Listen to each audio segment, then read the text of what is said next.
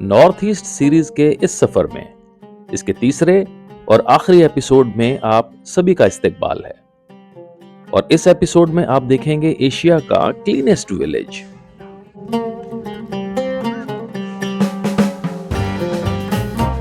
और इसी विलेज में बना हुआ खासी ब्रीड का लोकल, जायकेदार और मजेदार चिकन।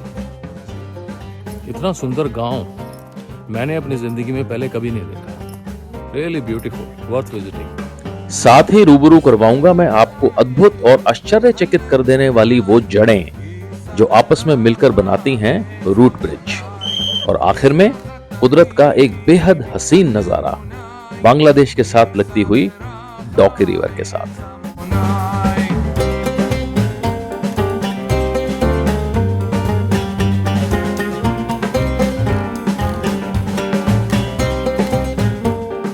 कुछ नया देखने का जोश आज हमें होटल से जल्दी खींच लाया, क्योंकि आज जो हम देखने वाले थे वो हमने आज से पहले कभी नहीं देखा था। और इस फहरिस्त में सबसे पहला नाम शुमार था एशिया के क्लीनेस्ट विलेज का, जिसका नाम है माइलिनोंग। और यह हमारे लिए बड़े फख्र की बात है कि 2003 में डिस्कवर इंडिया मैगजीन ने माइलिनोंग को इस खिताब से नवाजा। शिलोंग से 160 किलोमीटर दूर माइलिनोंग को यहां गॉड्स ओन गार्डन भी कहा जाता है। इस गांव की भी अजीब कहानी है। सन 1988 के आसपास इस गांव का यह हाल था कि हर सीजन में यहां महामारी फैला करती थी। इस वजह से कई लोगों की जान भी जाती थी। लेकिन एक टीचर ने गांव के लोगों को साफ सफाई के बारे में ऐसा जागरूक किया कि इस गांव की काया ही पलट गई। लोगों के जज्बे ने रंग दिखाया और कुछ ऐसे सख्त फैसले लिए गए जिन पर आज भी अमल होता है। इन फैसलों में सबसे अहम था यहां पर उस प्लास्टिक पर बैन करना जो रिसाइकिल नहीं हो सकता। और वो ऐसा बैन हुआ कि स्टील प्लास्टिक तो छोड़िए, यहां पर खाना पत्तल में और चम्मच के रूप में यहां पर इस्तेमाल होता है बैम्बू के पतरे।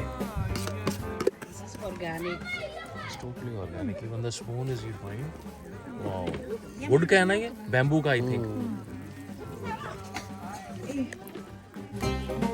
दूसरा अहम फैसला था यहां पर एयर पोल्यूशन रोकने के लिए स्मोकिंग पर टोटल बैन। स्मोकिंग यहां पर पूरी तरह से बैन है। और तीसरा, और कूड़ा फैलाना तो यहां पर क्राइम के बराबर समझा जाता है और इन सभी का उल्लंघन भारी भरकम जुर्माने को दावत देता है।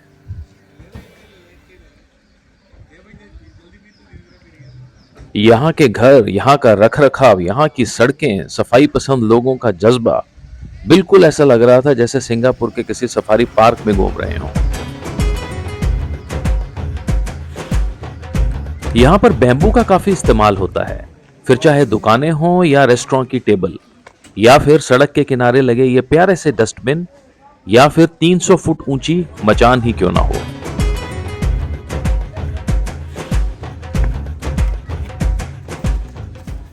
इस ऊंची मचान में सारा बैम्बू का काम हुआ है और चढ़ने के लिए एक एक फुट पर तिरछी लकड़ियों की रोक लगा रखी है। और इस पर ऊपर जाने की टिकट है 10 रुपए की, जो कि इनकी आमदनी का भी एक जरिया है। और ऊंचाई पर पहुंचने के बाद यहां से व्यू मिलता है 360 डिग्री का।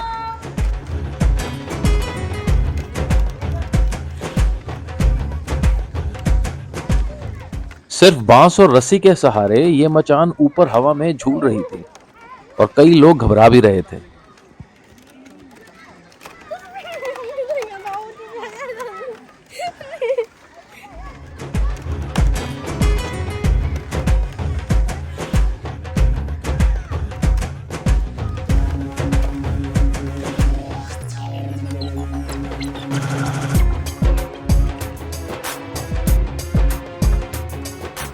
So we are standing at the top of the sky view point, where I think you can have a 360 degree view of this whole village. Yes. All right. और इस पॉइंट का नाम है sky view point, जहां से आपको इस पूरे विलेज का एक बर्ड आई व्यू मिल जाता है।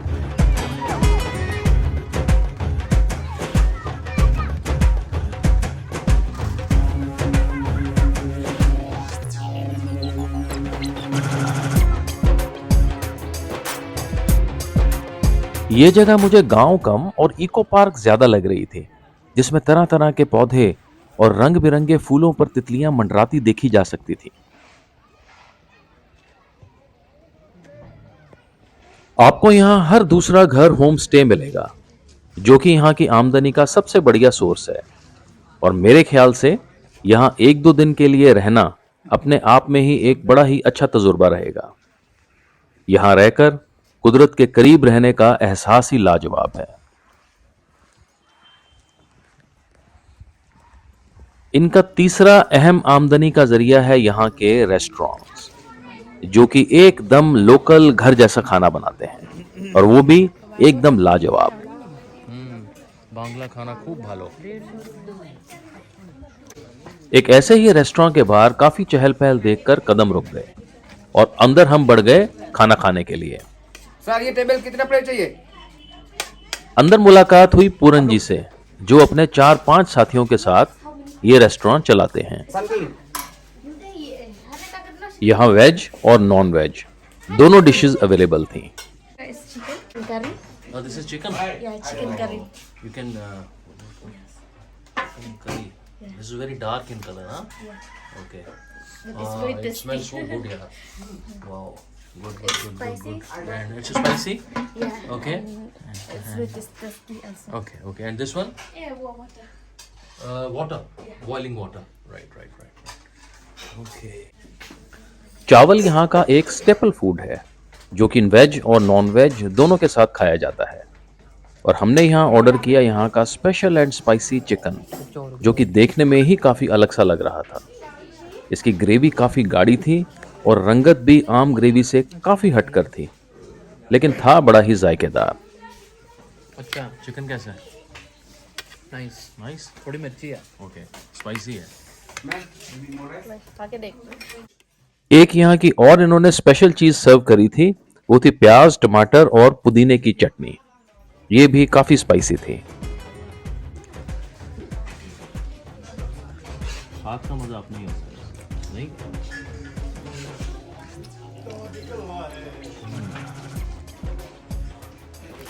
टमाटर की चटनी डाल के देखते हैं।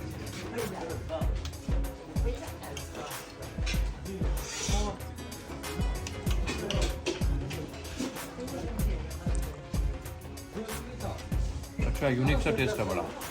Very nice. एक बात तो है, यहाँ के लोग जितना मेहनत कश हैं, उतने ही सफाई पसंद भी। और ये चीज इनमें बचपन से ही भर दी जाती है, जो कि जाहिर है नजर भी आती है। इतना सुंदर गांव मैंने अपनी जिंदगी में पहले कभी नहीं देखा। Really beautiful, worth visiting. और अगर आप माइलिनोंग में हैं तो विलेज से सिर्फ 1 किलोमीटर की दूरी पर ही है एक और कुदरती करिश्मा, जिसे बैलेंसिंग रॉक भी बोलते हैं। और यह हैरान कर देने वाला नजारा आपको देखने को मिल सकता है सिर्फ 10 रुपए में। और यह एक काफी बड़ी चट्टान है, जो कि अपने एक छोटे से बेस पर टिकी हुई है। बाकी चारों ओर से यह हवा में है।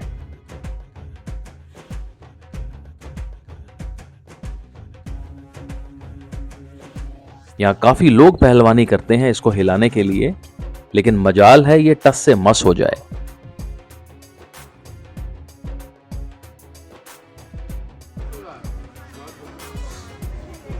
इसके बाद हम लोग जा रहे थे एक ऐसी जगह जिसकी वजह से मेघालय की बिल्कुल एक अलग पहचान है, और ये हैं लिविंग रूट ब्रिजेस। मेघालय में लंबे वक्त से खासी और जयंतिया जनजाति के लोग रहते हैं, और इन्हें पेड़ की जड़ों से पुल बनाने में महारत हासिल है। इन्हीं लोगों ने इस पुल को करीबन 100 साल पहले बनाया था अपने हाथों से, और आज भी ये पुल वैसे ही टिका है। और इस पुल पर एक साथ 50 लोग आराम से चल सकते हैं। लिविंग रूट ब्रिज रबर के पेड़ की जड़ों से बना हुआ होता है, और यहां इन्हें फाइकस इलास्टिका ट्री भी कहा जाता है। इस पुल की लंबाई लगभग होती है 100 फीट की, और इसे प्रॉपरली तैयार होने में करीबन 10 से 15 साल तक लग जाते हैं। और ये यूनेस्को की वर्ल्ड हेरिटेज साइट में से एक है।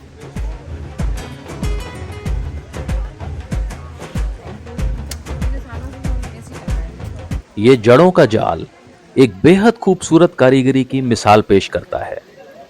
मॉनसून के वक्त जब नदी अपने पूरे उफान पर होती है तो दूसरे छोर पर जाने के लिए यही पुल जरिया बनता है।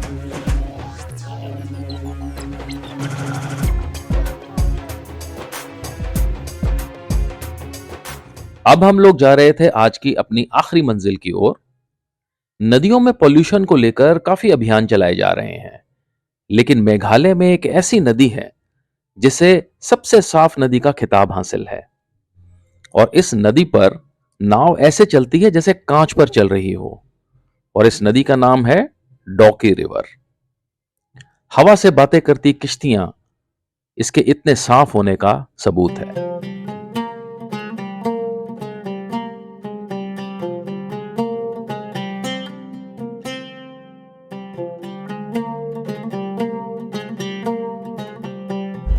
ये दाईं तरफ लंबी और कंटीली तार की वजह है इस इलाके का बांग्लादेश बॉर्डर से एकदम सटा होना।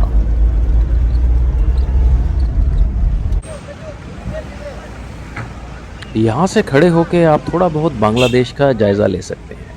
बस नदी के दूसरे छोर पर यह सारा बांग्लादेश है। इस पॉइंट से किश्तियां चलती हैं और ये एक नाव में 3 लोगों को बिठाते हैं। इसकी एक नाव की टिकट है 600 रुपए और ये करीबन 40 मिनट तक डॉकी की सैर करवाते हैं। एक बात की तो यहाँ दाद देनी पड़ेगी कि प्लास्टिक पर सख्ती से बैन की वजह से कोई लिफाफा या कोई बोतल आपको यहाँ नजर नहीं आएगी। और पानी इतना साफ होने का सबसे बड़ा कारण भी यही है। हमने यहाँ पर 2 किश्तियाँ करी और अच्छे लोगों से मिलना हुआ, और एक पॉइंट पे हमने फिशिंग होती हुई भी देखी। You also say hello.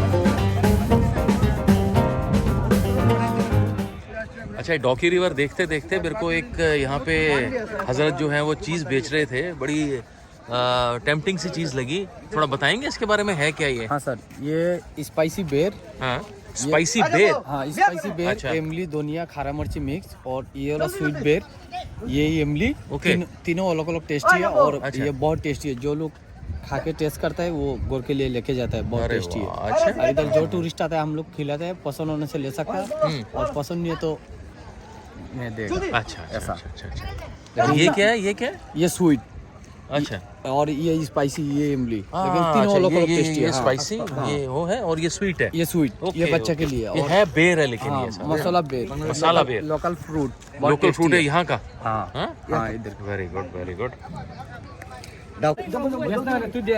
थोड़ा सा टेस्ट दिखा। हल्का सा।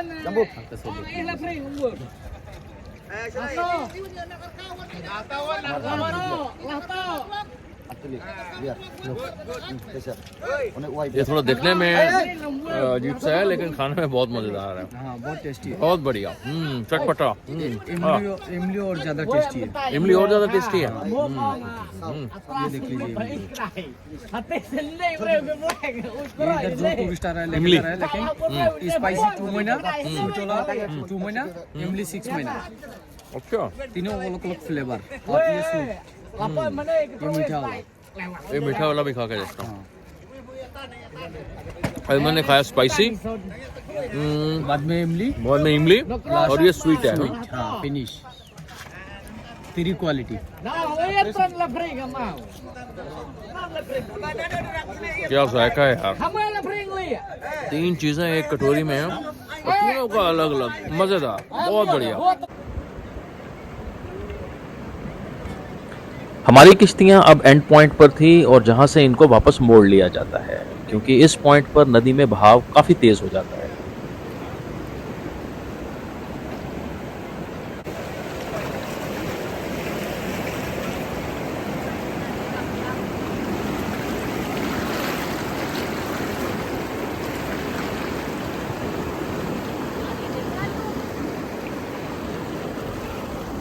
किश्तियां वापसी पर थीं और इतने से मन नहीं भरा तो चप्पू चलाने की प्रैक्टिस भी शुरू कर दी।